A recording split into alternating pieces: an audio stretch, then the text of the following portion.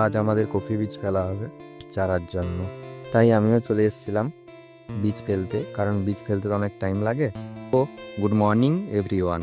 সকাল সকাল মেঘলা আকাশ, কত সুন্দর একটা ওয়েদার। ওয়েদারের মধ্যে আমরা চলে এসেছি কফি বীজ ফেলতে চারার জন্য।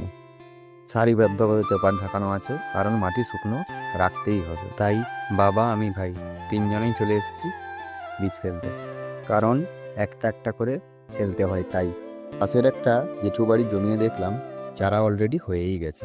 চারিদিকে এইভাবে জাল দিয়ে ঘিরে রাখতে হয়, নাহলে মুরগি আর কুকুর দুটো ঢুকেই নষ্ট করে দেবে। এটা হচ্ছে বাঁধাকপি চারা। ওয়েদারের প্রবলেমের জন্য চারা এভাবেই হয়ে এদের মাঠে যেদিকেই তাকালে শুধু এইভাবেই সাদা পেপার ঢাকানো। সবাই ভাববে কি হচ্ছে, কারণ কিছুই নয়, এগুলো সবই কফি চারার ফার্ম। ঠিক আছে, এগুলাতেই কফি চারা ফেলা হয়। সবাই চাষবাস করে, চারিদিকেই এই সাদা পেপার মানেই কফি চারা ফেলা হচ্ছে।